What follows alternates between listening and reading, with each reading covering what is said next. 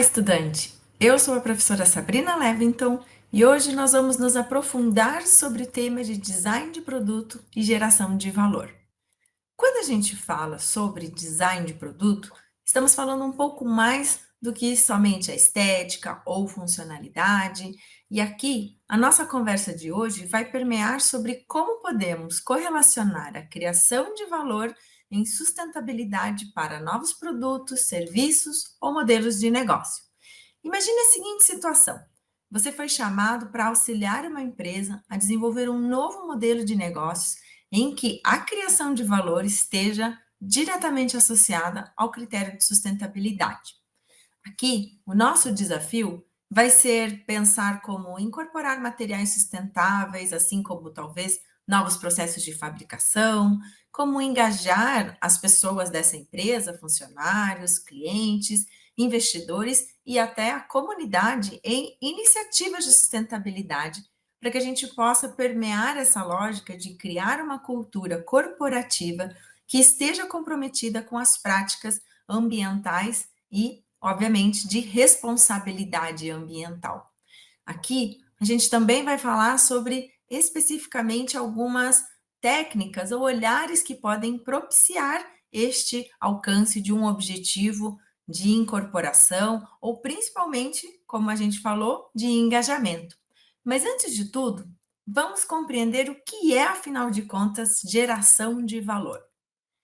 Para que a gente possa alcançar esta percepção, a gente precisa compreender como fazer que a mudança de um comportamento seja executada de uma forma orgânica, então que as pessoas não se sintam pressionadas que elas têm que fazer isso, mas que principalmente faça sentido para quem recebe essa solução. Então, quando a gente fala sobre gerar valor, estamos falando sobre como fazer com que este cliente, e normalmente é o cliente que dá este retorno sobre se uma solução foi valorosa, se ela é interessante para o seu desafio. Mas então fazer com que ele perceba a diferenciação daquilo que está sendo oferecido, qual é o benefício então que ele tem em relação a adquirir esta solução, este serviço ou esse produto. A gente começa a entender que, amplificando esse olhar sobre o design, hoje o design mais importante é o invisível.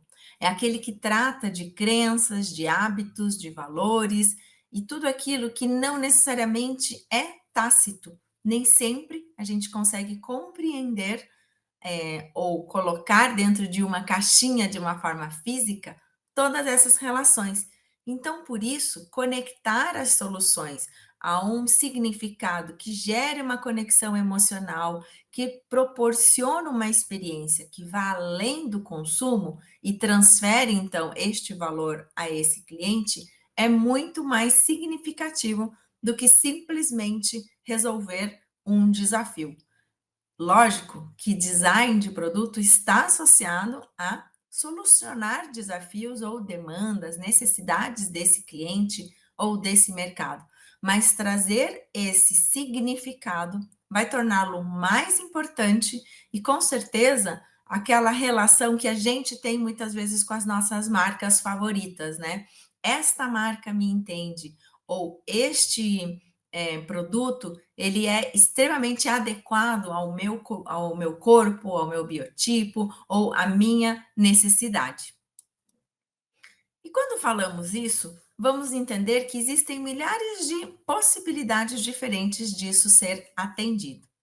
Desenvolver qualquer produto ou serviço demanda compreender, então, num primeiro momento, quem vai receber essa solução.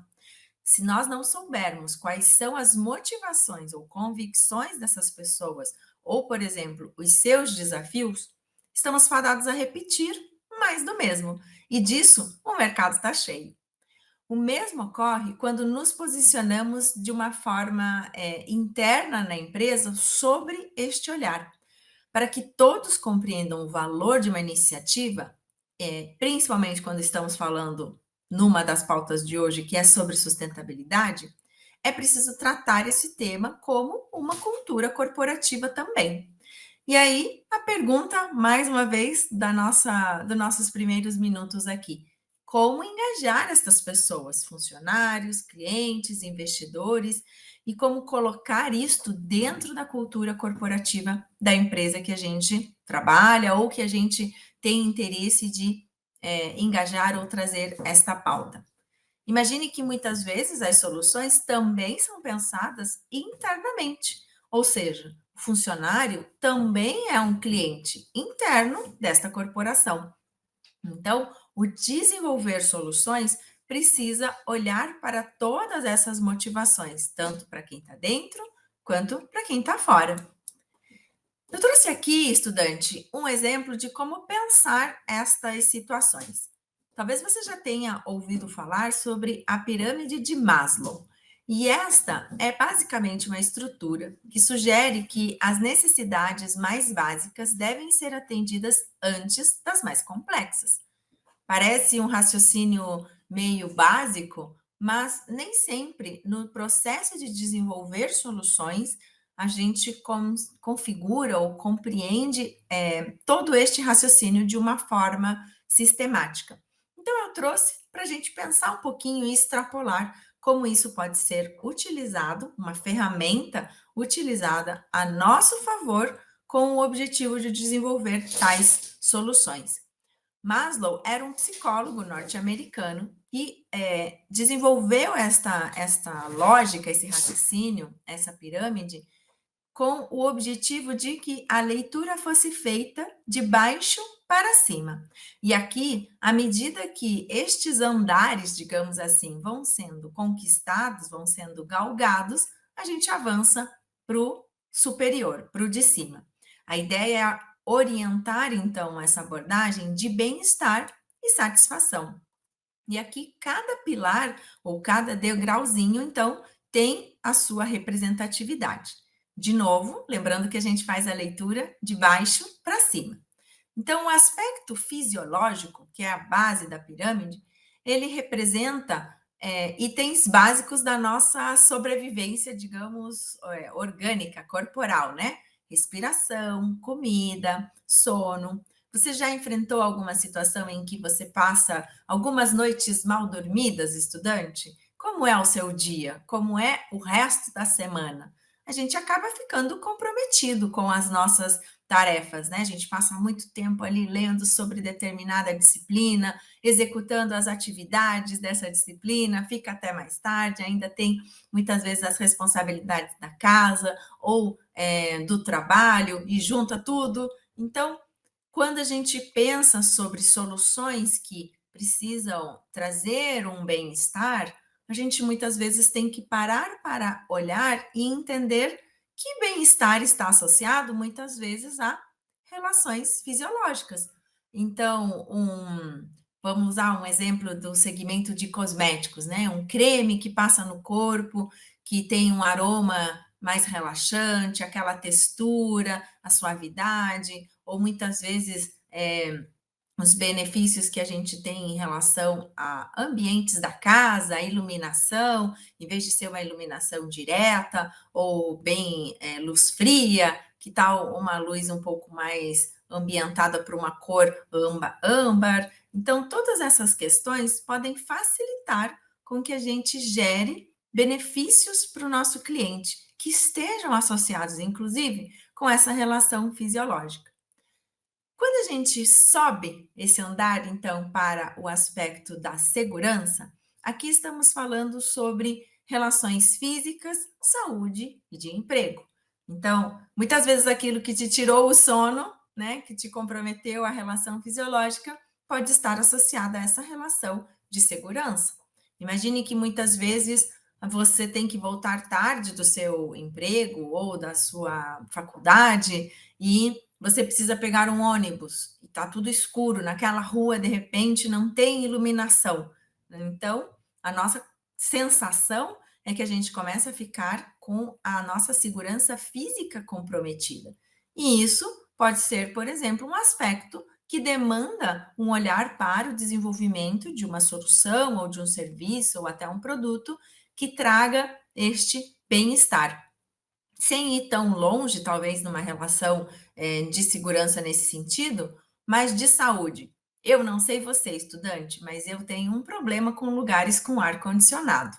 E aí imagina que você está trabalhando ou está, sei lá, andando num centro comercial, num shopping ou numa loja mesmo que tem aquele ar-condicionado muito gelado.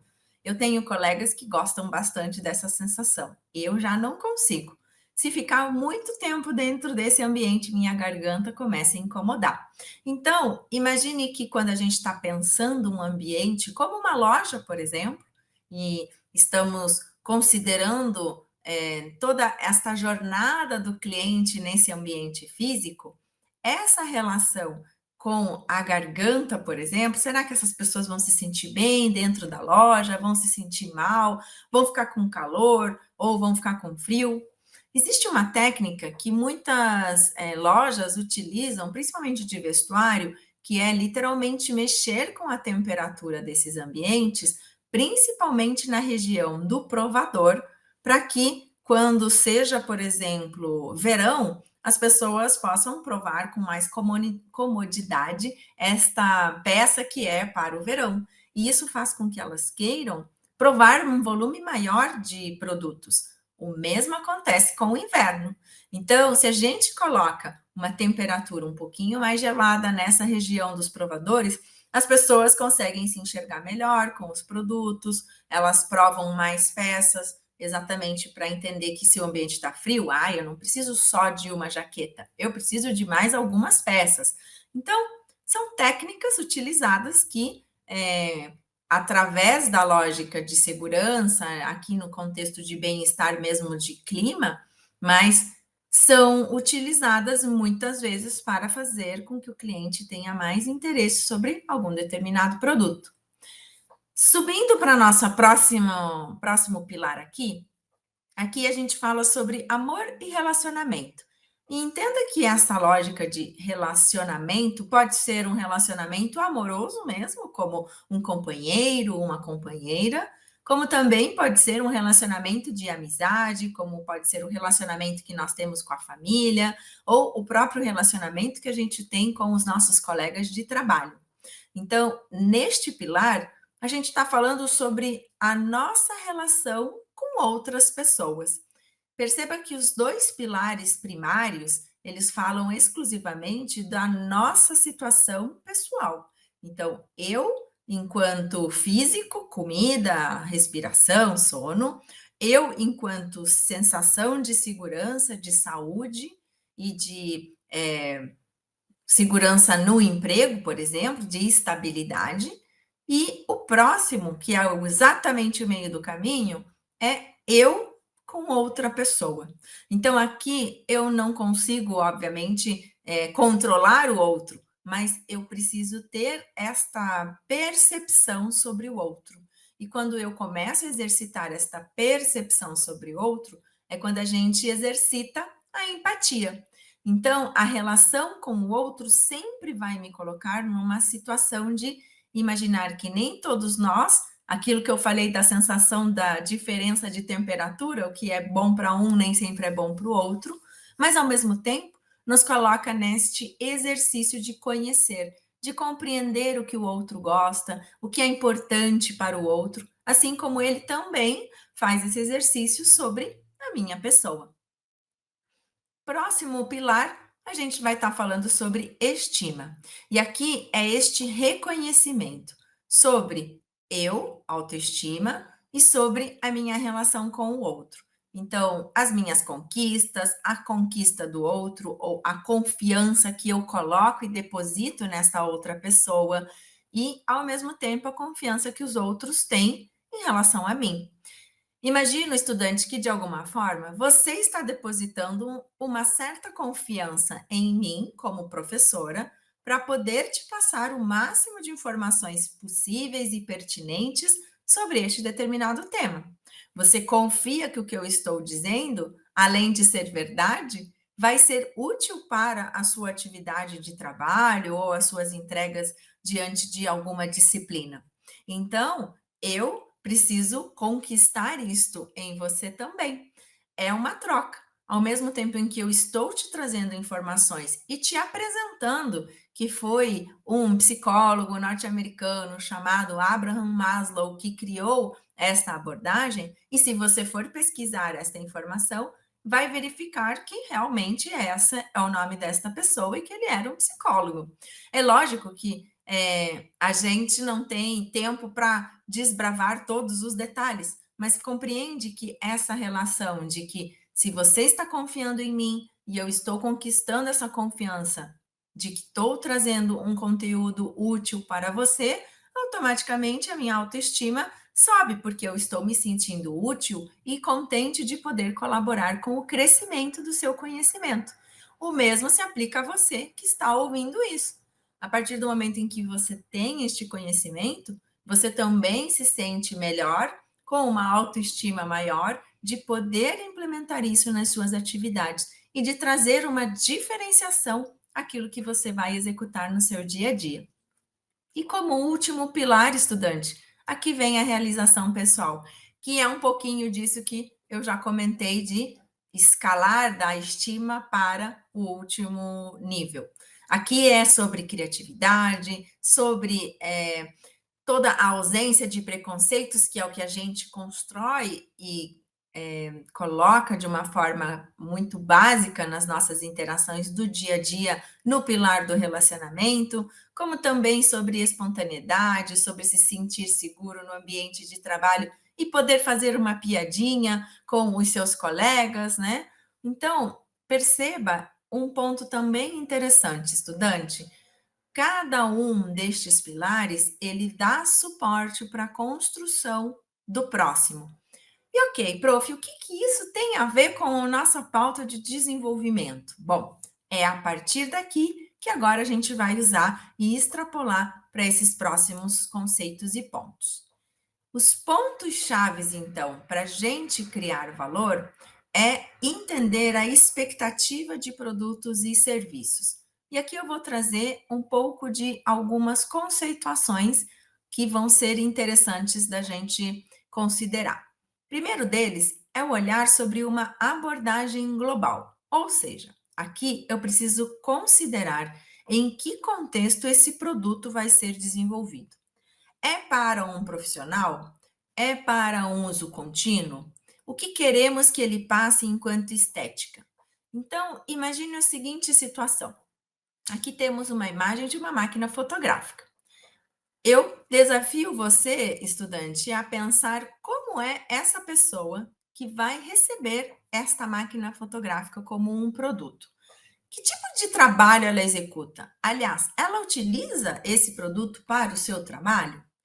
Imagine que com estas cores que foram utilizadas, preto e prateado, que tipo de sensação estética a gente está passando? É uma sensação mais lúdica? É um produto que traz uma abordagem mais divertida? Ou ele traz uma abordagem um pouco mais profissional? Então, perceba que todas essas escolhas, desde as pequenas escolhas de onde vai estar escrito, onde vai estar posicionada cada tecla, até grandes escolhas de como é o formato geral deste produto, qual é a percepção que a gente quer passar? Então, todos esses detalhes, essa abordagem global, é pensar o produto como um todo, é ter uma visão holística do que ele está propondo enquanto solução. E a partir desta visão holística é que a gente começa no raciocínio do desenvolvimento trazer inputs que deem suporte para manter esta percepção. Te coloco mais um ponto ainda, estudante. Considere que, se nós estamos desenvolvendo um produto, podemos pensar no modelo de negócio e também no sistema produto-serviço. Este produto tem uma assistência técnica especializada? Seria interessante a gente ter algum outro serviço atrelado a esse produto? O card que a gente retira da máquina fotográfica, ele pode ser colocado no notebook, ou então não, a gente faz uma transmissão, transferência de imagens via Bluetooth direto para o notebook e já faz uma parceria com uma empresa de um aplicativo de tratamento de imagens. Nossa, já criei um modelo aqui, Mas será que isto é interessante para este produto? E se ele fosse de uso caseiro, continuaria sendo interessante toda essa abordagem de prestação de serviço sequencial? Então, olha o tanto de perguntas que a gente tem que levantar para que um produto possa ser desenvolvido sobre esta oportunidade de criar valor. Segundo ponto é sobre integração de tecnologia. Se falarmos do mundo contemporâneo, já não temos mais como escapar dessa palavrinha que é tecnologia, né? E ao pensar em uma visão de futuro, menos ainda. A lógica de integração com a tecnologia é um ponto extremamente importante, estudante, principalmente no desenvolvimento de produtos e serviços, não somente aqueles que consideram tecnologias emergentes, mas também aqueles que estão pensando ou fazem alusão a quem os está utilizando. A inclusão, por exemplo, é indispensável neste roteiro, nesse mundo. Por quê? Porque a gente tem muitas coisas surgindo. Então, inteligência artificial, internet das coisas, realidade virtual, realidade aumentada, e a ideia é como a gente desenvolver produtos que utilizem estas tecnologias como vantagens, ao mesmo tempo que os tornem mais inteligentes e mais interativos. E se a gente tem um determinado público, lembra que a gente falou ali de a base da pirâmide de Maslow sobre essas funções ou essas demandas fisiológicas? Se a gente tem um determinado público que precisa de um pouco mais de atenção para que este produto seja adequado ao seu uso, como que a gente considera isso? Eu trouxe aqui, estudante, algumas perguntas, alguns pontos que podem ser interessantes quando a gente fala sobre um público, por exemplo, da melhor idade. Existem desafios que são enfrentados diariamente por esse grupo de pessoas, que é um declínio da acuidade visual. E eu me coloco nesse público, viu, estudante, aqui, ó, 40 a mais, usando óculos, né? Se eu não tiver óculos, eu não enxergo direito tudo. Dependendo da distância, o braço começa a ficar curto. E aí a gente precisa de um zoom que chama lente. Mas imagine, então, estudante, que se não for uma pessoa como eu, mas que possa ser a sua avó, um familiar com uma idade mais avançada, como que a gente considera essa questão sobre esse declínio da acuidade visual? Normalmente, com o avanço da idade, estas distâncias começam a ficar diferentes. E aí não é só sobre tamanho, mas é sobre fica borrado, ou então há uma questão sobre cores que começam a ficar próximas. Se a gente for falar sobre comunicação e sobre design atrelado à comunicação visual, a gente precisa considerar muito bem essa questão de cores, né? Porque senão um sinal que é amarelo passa a ser confundido muitas vezes talvez com um tom de vermelho e vai ficar um vermelho fica meio lá alaranjado, então entre um laranja e um amarelo não fica próximo. Então, este é um ponto a se considerar. Um outro ponto que poderia ser colocado aqui é sobre essa questão de destreza reduzida, né? Quando a gente vai pegar algumas coisas, elas caem da mão, talvez eu não consigo fazer a melhor pega para este meu produto. Então, será que eu preciso considerar isto nesse momento, se eu estiver pensando em produzir algo para este perfil de cliente? E um outro contexto é a própria complexidade cognitiva. Então, que tipo de compreensão, interface esta pessoa vai ter diante da minha solução? Será que ela sabe mesmo qual é o botão que ela tem que apertar? Será que ela conhece exatamente todas as etapas estão claras para que ela possa seguir esse percurso ou essa usabilidade do produto que eu estou oferecendo? A máquina fotográfica que a gente acabou de ver na imagem anterior, será que a pessoa vai saber manusear isto? Então, estes são simples, mas desafios muito corriqueiros e enfrentados. E aí, quando a gente fala sobre como adaptar tecnologicamente isso para criar esta acessibilidade, a gente pode usar, por exemplo, a tecnologia sobre um assistente de voz. Hoje, muitas pessoas já têm isso habilitado num aparelho celular, que pode ser falar com a Siri, pode ser fala alô Google, né? Ou qualquer outro tipo de comando, a Alexa. Então, essa funcionalidade da assistência de voz permite com que a gente tenha uma melhor integração dos produtos com aquele comando que a gente deseja que ele seja executado, seja para acender uma luz na casa, como seja para ligar para alguém numa situação de emergência. Inclusive, estudante, existem muitos sistemas hoje, principalmente quando a gente fala sobre wearables, né, sobre tecnologias vestíveis, que eles fazem, inclusive, a detecção de queda. Então, uma pessoa utiliza muitas vezes um relógio que quando ela, se tiver um mal súbito, um desmaio ali ou um mal-estar, e ela cair, automaticamente este relógio detecta essa queda e liga para um telefone de emergência que já foi previamente cadastrado. Imagine todo o benefício que isso traz para uma pessoa que muitas vezes mora sozinha. Mas, como sempre, a gente quer que as pessoas se sintam autônomas das suas rotinas, né? Que ela tenha esta autonomia. Então, isso é uma forma de que ela continue exercendo as suas atividades rotineiras, mas em uma situação de emergência ou em uma situação que demande uma assistência, ela vai ter esse socorro prestado de uma forma muito mais rápida. Um outro ponto que a gente pode usar é a personalização de interface.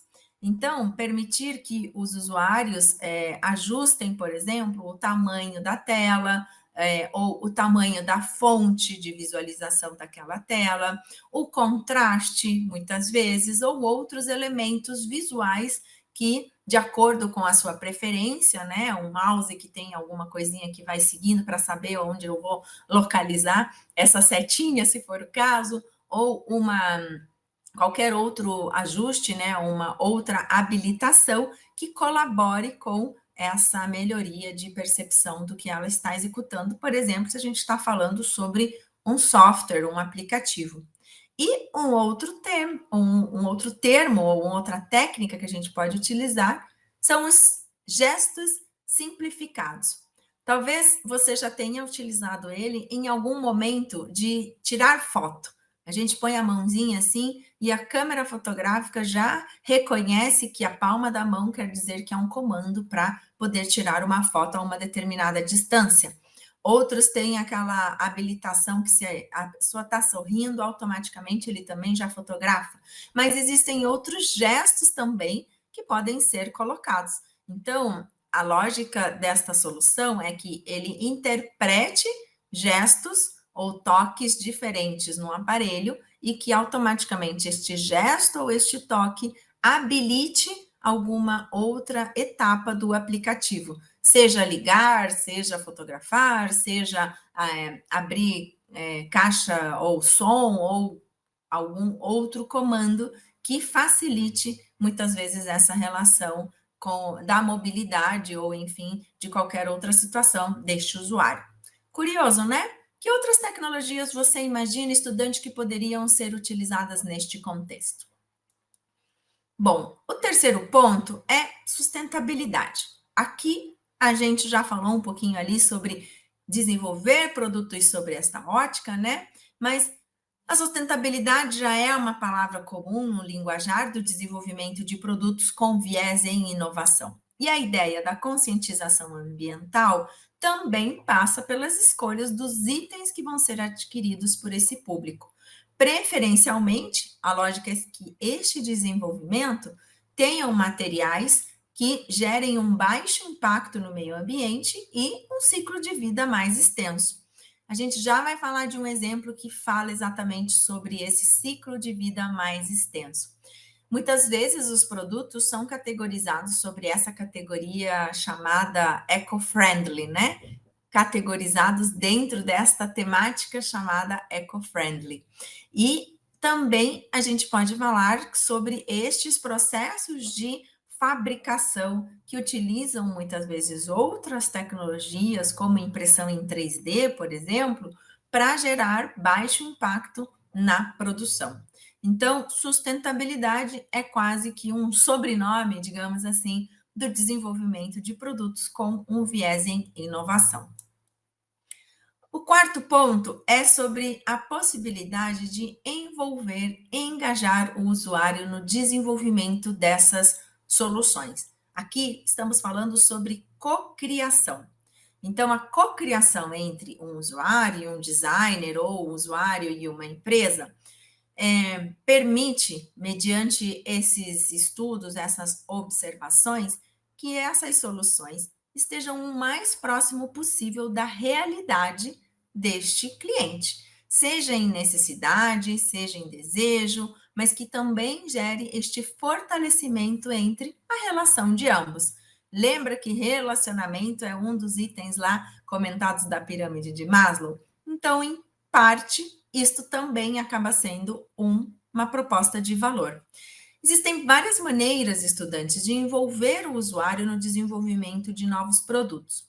E pode ser desde a fase de experimentação, quando esse produto já está praticamente pronto e se deseja validar alguma etapa ou item específico. Por exemplo, a gente quer perceber, como a imagem que estamos vendo, a textura desse produto no rosto desta consumidora, por exemplo. Ou eu quero validar se o sistema de abertura desta embalagem é prático o suficiente para determinado perfil de público. Então, muita coisa já foi resolvida, mas eu quero validar um item. Ah, eu quero validar no site, se a pessoa clicar aqui, ele realmente abre o sistema de atendimento ou serviço de atendimento ao consumidor. Está funcional isso? A pessoa consegue enxergar, ela consegue se comunicar conosco? Então, estudante, este é uma das etapas que podem ser validadas. Mas também pode estar relacionado com o início do desenvolvimento.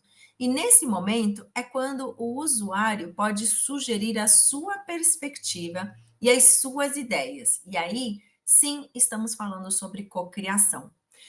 Esse momento é uma forma em que, além de fortalecer, ele consegue acompanhar o desenvolvimento e minimiza a possibilidade de erros nesse projeto. Imagine que muitas vezes você talvez tenha visto campanhas que a empresa fala: preencha aqui a sua ideia para um novo sabor de produto, né? Então, é uma forma de angariar percepções deste cliente, assim como saber muitas vezes as preferências deste mercado e, ao mesmo tempo, contar com a colaboração. Mas não só sugerir sabores ou aromas, mas realmente trazer a percepção desse cliente para, olha, essa embalagem é muito dura de abrir, é difícil. Eu, às vezes, estou com o bebê no colo e não consigo fazer tudo com uma mão só, né? Ou então, este produto, ele tem um serviço muito ruim. O produto é bom, mas quando eu preciso de uma assistência técnica, eu não consigo localizar com quem eu tenho que falar, para onde que eu tenho que ligar, enfim. Existem vários pontos que podem ser desenvolvidos em conjunto com os nossos clientes, e isso traz percepção de valor. O quinto ponto é sobre flexibilidade e adaptabilidade. E aqui fala muito sobre a evolução da preferência e dos estilos de vida, das demandas que nosso cliente tem no seu dia a dia. Então, pensar em produtos adaptáveis, modulares, né, que prolonguem, como a gente comentou agora há pouco, a vida útil de um produto, é de extrema importância. E aqui a gente tem que compreender a jornada desse cliente. Quando compreendemos a jornada de cliente, podemos entender melhor como desenhar, então, produtos e serviços que considerem exatamente esta geração de valor ao longo dos estágios mais complexos da rotina deste cliente. Eu trouxe um exemplo, estudante, que pode ser bem interessante para você conhecer aqui como curiosidade. Esta é uma marca de roupas que desenvolve vestuário para crianças. Ela surgiu em 2017 com um projeto de um designer de faculdade, era de estudo de uma disciplina, e ele angariou investimento ao longo de muito tempo até consolidar a marca.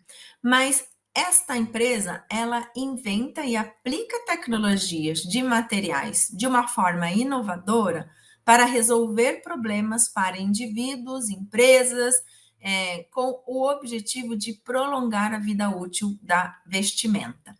Então, aqui, um exemplo que você está vendo nessa calça amarela é uma roupa que expande de acordo com o crescimento da criança. Então, você tem um zoom ali no azulzinho, que é esse tecido, ele é como se fosse totalmente plissado. E aí, à medida que a criança vai crescendo, ele vai desplissando, ou seja, ele vai esticando. E isso permite com que esse produto dure mais tempo no corpo dessa criança. Existem outros ajustes que são importantes, não somente o esticar, porque uma criança não cresce só verticalmente, né? Ela também tem, então, um tipo de ajuste e elasticidade na região da cintura e na região do tornozelo. E aqui, se vocês tiverem curiosidade, acessem o site. É muito bacana ver todos os outros produtos que acabam sendo desenvolvidos.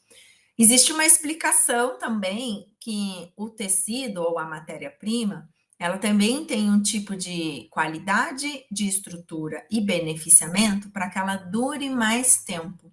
Porque, obviamente, quando a gente está falando sobre um público criança e infantil, a roupa desgasta com muito mais facilidade, não é mesmo? Então, aqui a ideia é exatamente essa, que esta peça possa durar mais tempo e que, ao mesmo tempo, a criança se sinta confortável dentro disso. Não pode ser algo que é meio robótico, meio mecânico, né? Mas, para todos os efeitos, a ideia é sim que a gente tenha esse benefício, essa aplicabilidade como uma proposta de valor, principalmente não só para a criança, que vai se sentir bem dentro disso, mas principalmente também para quem os pais, né? Quem tem essa criança, então, esses familiares que tomam conta dela. O sexto ponto fala sobre estética funcional. Aqui é quase que o mantra em um determinado momento da lógica do design de produtos, né? A forma segue a função. Então, em muitos momentos, a gente vai desenvolver ou pensar o desenvolvimento de um produto que seja com um visual explícito para aquilo que ele vai refletir em termos de usabilidade. Não quer dizer que a lógica entre utilidade e estética seja um problema. Não quer dizer, inclusive, que esse produto precisa ser feio ou que isso não é um item que vai ser considerado no desenvolvimento. Ao contrário, mas para todos os efeitos, aqui a gente quer que esta solução necessariamente esteja associada a que fique muito claro para o qual ele é feito. Eu te mostrando esta imagem, estudante, eu tenho certeza que você já pensou, isso é um controle para videogame, né? Isso aqui já é um produto que é utilizado para isso. Agora, esta mecânica de controle de videogame, ela é utilizada em outro produto, que é quando a gente vai controlar um drone, por exemplo. Você compreende que estamos emprestando a estética funcional de um produto já consolidado e bem conhecido para um produto que é novo, que utiliza inclusive outro tipo de tecnologia. Então, a ideia é basicamente a mesma, ter um controle, mas a estética traz com que, para um drone, por exemplo, que é um produto que não é tão corriqueiro assim no nosso dia a dia, a pessoa que vai adquirir consiga entender os comandos básicos de utilização desse equipamento. Por quê? Porque a estética funcional lhe é familiar a um outro produto que ele já utilizou anteriormente ou que é mais amplamente visto no mercado. Então, o raciocínio de ter uma estética funcional não é exclusivamente sobre só corresponder ao quilo a qual o produto é designado, mas também trazer essa memória e essa confiança lá na pirâmide de Maslow, esta confiança que eu sei operacionalizar este produto, mesmo ele tendo uma tecnologia diferente. O nosso sétimo ponto aqui fala sobre acessibilidade e inclusão.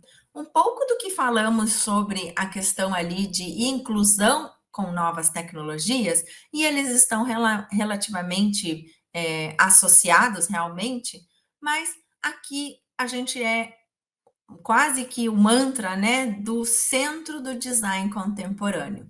Falar sobre geração de valor de produtos e serviços é também falar sobre acessibilidade e inclusão. Para cada perfil de público, e lembrem da pirâmide, para cada perfil de público há um perfil de demanda. E o quanto mais se conhece sobre essas reais necessidades, melhor se direciona uma solução. Eu trouxe um exemplo aqui, estudante, de um produto que foi lançado por uma empresa de cosméticos que recebeu, inclusive, o prêmio de design internacional por este desenvolvimento. Então, só para a gente compreender um pouquinho mais sobre esta preocupação, aqui estamos falando sobre acessibilidade na maquiagem. A empresa, o Grupo Boticário, desenvolveu esta coleção de pincéis dentro da sua linha chamada Make Be, que são articulados. Perceba como ele tem esta quebrinha, que normalmente quando a gente olha para um pincel de maquiagem, ele é uma estrutura linear, reta. Aqui ele tem essa quebra no topo e que não só ela tem uma quebra, como também a gente pode direcionar o ângulo. E a partir disso, pessoas que tenham algum tipo de limitação podem utilizar mais facilmente esse produto, promovendo o que a gente já falou? Autonomia. Então, essa linha de pincéis, ela se ajusta a essa necessidade de qual é o melhor ângulo que vai facilitar a aplicabilidade na hora da maquiagem dessas pessoas. Então, parece uma solução simples, mas ao mesmo tempo, ela tem todo um estudo complexo por trás de usabilidade, de material, de resistência, de estudo de mercado, quanto que é o número de pessoas num universo de que usam, né, de clientes, usuários de maquiagem que realmente demandam deste tipo de produto e solução. E como que um segmento, né, de beleza se preocupou com esta questão associada à inclusão. Então, olha tudo que está por trás desse arcabouço do desenvolvimento de um produto, né? É muito bom porque, inclusive, estamos falando de uma empresa nacional, né? Então, é bacana porque muitas vezes a gente tem exemplos de produtos e soluções inovadoras diferenciadas de empresas internacionais. E aqui estamos falando de uma empresa brasileira. Então, é muito bacana a gente também conhecer a variedade e toda a preocupação de algumas empresas nacionais. E aí, quando a gente fala sobre desenvolver produtos numa perspectiva contemporânea, a gente vai falar sobre algumas outras abordagens. E essa relação entre emoção, função e estética, né, faz muito com que a gente comentou até então este olhar para o usuário. E prestar atenção no usuário demanda também da utilização de algumas ferramentas. A mais conhecida sobre o olhar ao usuário é a abordagem de design thinking. Ela simula a forma como os designers empregam um tipo de raciocínio para que elas possam conhecer melhor as demandas e necessidades desse cliente. A ideia do design thinking passa por este diagrama aqui. São basicamente 5 fases. A primeira fase é a fase da empatia. É ali aonde a gente levanta toda aquela conversa com o usuário, compreende as suas necessidades, os seus desafios, né? Toma anotações e levanta dados e números, informações, pesquisa, imagens, enfim, para poder ter então este arcabouço do desafio que vai ser solucionado. No segundo bloco é onde a gente define o que vai ser executado para atender aquele desafio. E a partir dali, a gente vai para o terceiro momento, que é o idealizar. Que solução a gente vai resolver, ou como esta solução vai resolver o tal desafio. Então, eu levanto possibilidades, gero várias soluções que definem a melhor maneira de atender o nosso desafio. Uma vez desse momento de várias ideias, a gente define uma ideia, que é a melhor. E esta melhor vai ser prototipada. É o momento de testar. Lembra quando falamos do nosso cliente lá, que a gente pode se conectar com ele pedindo para ele validar uma solução? É nessa fase aqui, a última, o teste. Então, prototipamos uma situação e convidamos esse cliente ou, enfim, este usuário a testar e nos dar a sua percepção em relação a esse produto ou a esse serviço. Em cada fase podem acontecer situações que a gente volta e refaz, mas para todos os efeitos é uma maneira linear de acompanhar um desenvolvimento de várias formas diferentes em relação aos seus estágios, que é perguntar novamente, criar novas soluções, gerar novos protótipos. Então, a gente segue esse raciocínio, mas havendo alguma intervenção ou interferência, a gente pode voltar à etapa anterior. Uma outra ferramenta, estudante, é o mapeamento da jornada do usuário. Aqui é como se a gente estivesse dando um zoom na etapa da imersão. Então, mapear a jornada do usuário fala sobre compreender o passo a passo que ele executa para ter acesso ao nosso produto e compreender melhor a usabilidade relacionada a ele. Em geral, os mapas de jornada do usuário, eles focam na relação do indivíduo com o cliente da organização. Então, é isso que eu falei, é estes passo a passo, é este tempo que a gente observa desde o momento em tomada de decisão até o momento em que ele utiliza muitas vezes esse produto. Eu trouxe uma imagem para facilitar um pouquinho mais a nossa conversa. Então, isto é basicamente a jornada do usuário. Aqui está escrito cliente, porque a gente está falando sobre essa relação, né? O nosso produto com o cliente. Então, perceba neste desenho que nós temos novamente 5 etapas: consciência, consideração, compra, retenção e apoio. E cada uma dessas bolinhas é o ponto de contato que a gente tem, enquanto empresa, com esse nosso cliente, que pode ser um momento da consciência, que fala sobre, vamos falar melhor aqui, sobre conhecer o produto ou conhecer o problema primeiro, e a partir desse. Muitas vezes a gente tem um produto, mas a gente fala, poxa, não tenho certeza se ele se adequa, né? Então, conhecer esse problema. Na fase de consideração, aqui o cliente considerou já o que ele tem em mente, o que ele vai procurar. Ele vai para a avaliação, que é o momento em que ele olha para o mercado e vê tudo que está à disposição. Vem a fase da compra, depois vem a autoavaliação, então, que é a avaliação do pós-compra, isto me serviu realmente, aqui eu tive uma experiência satisfatória com tudo que aconteceu. Vem o momento da defesa, que é este momento de perceber se eu vou recomendar ou não para outras pessoas, né? Como foi a minha experiência, então eu recomendo. E a última etapa, que é a lealdade. É onde efetivamente eu digo: olha, realmente vou começar a comprar mais dessa empresa, ou vou continuar comprando dessa empresa, porque eu me senti 100% atendido. Percebam que as últimas etapas falam muito sobre esta criação de valor. Então, ao tempo que a gente considera conhecer bem o cliente, conseguimos propor a ele esta sensação de bem-estar e de segurança. E aqui, estudante, só como último ponto da nossa conversa de hoje, nós temos etapas que podem ser utilizadas para entender essa jornada.